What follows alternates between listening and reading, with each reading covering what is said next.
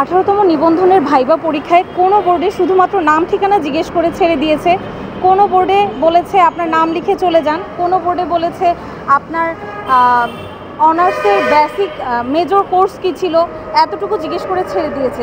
সামান্য প্রশ্ন করে ছেড়ে দিয়েছে, আবার কাউকে কোনো প্রশ্নও করে নাই। যদি আমি একটা উদাহরণ দেখি, একটা সাবজেক্ট আছে, নাম বলতে আমি চাই না, যে মাত্র শূন্যপদ ছিল 50টা, তাদের উত্তীর্ণ প্রার্থীর সংখ্যা ছিল, ভাইবা প্রার্থী ছিল 51 জন, কিন্তু তাদেরকে উত্তীর্ণ করেছে মাত্র 17 জন। এটা কীভাবে বৈষম্য হয়? যেইখানে ভাইবার নাম্বারটা শুধুমাত্র সনদে থাকে, ভাইবার ভিত্তিতে যেখানে চাকরি দেওয়া হয় না, রিটেন নাম্বারের বেসিসে যেখানে আমরা চাকরি পাই, সেখানে 23,000 প্রার্থীকে রিটেনে পাস করার পরেও ফেল করানো হয়েছে ভাইবাতে।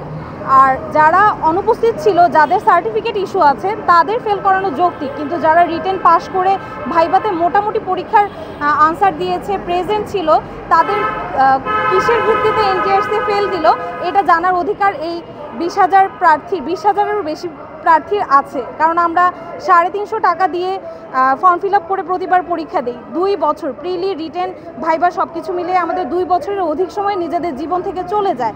সেক্ষেত্রে এনটিআরসি প্রতি বছরই কিছু শূন্যপদ খালি রেখে এই ধরনের ব্যবসা নিয়োগ বাণিজ্য যদি করে, তাহলে অনেক ভুক্তভোগী হচ্ছে জীবন থেকে অনেকটা সময় হারিয়ে ফেলে, সময়, শ্রম, মেধা। আর এই কারণে শিক্ষিত যোগ্য মানুষের শিক্ষকতা পেশা থেকে বিমুখ হয়ে যায়।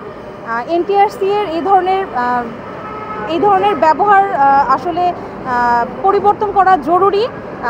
মেধাবী যুব সমাজকে শিক্ষিত পরিবারে টানার জন্য বা শিক্ষার সেবা করার জন্য এই ধরনের মনোভাব পরিবর্তন করা এনটিআরসি এর কর্মকর্তাদের জন্য জরুরি।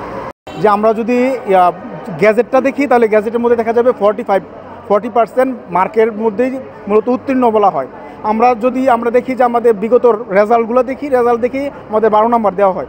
আমাদের বৈষম্য হচ্ছে গত 17টা নিবন্ধনে পার্সেন্ট ছিল 90% প্লাস, 93, 95, 97, কিন্তু এই বছর কেন 64% পাস করছে? এইটা আমাদেরকে এনটিআরসি জবাব দিতে হবে। আর আমাদের জবাব দিয়ে হচ্ছে, সবচেয়ে বড় কিছু হচ্ছে যে আমরা যারা উত্তীর্ণ হয়েছে তাদের কেউ আমাদের সাথে শেয়ার করছে, আমাদের প্রমাণও আছে যে তারা ভালো বলছে তেমন কোনো ভালো পরীক্ষা হয় নাই। তারা নর্মাল পরীক্ষা দিয়ে যদি উত্তীর্ণ হতে পারে, আমরা যারা 100% নিশ্চিত করতে পারি যে ভালো পরীক্ষা দিচ্ছি, তারা কেন উত্তীর্ণ হয় নাই, এই বিষয়টা আমাদের সামনে নিয়ে আসতে হবে এনসিআরটি থেকে। আর এনটিআরসি আমাদেরকে প্রশ্নবিদ্ধ করতে হবে, গত যেসব বৈষম্যগুলো না ছিল গত 17 পর্যন্ত, সবগুলো তাদের ঠিক করতে হবে, যে 90% প্লাস হতে হবে, মানে 100 সবার জন্য হতে হবে।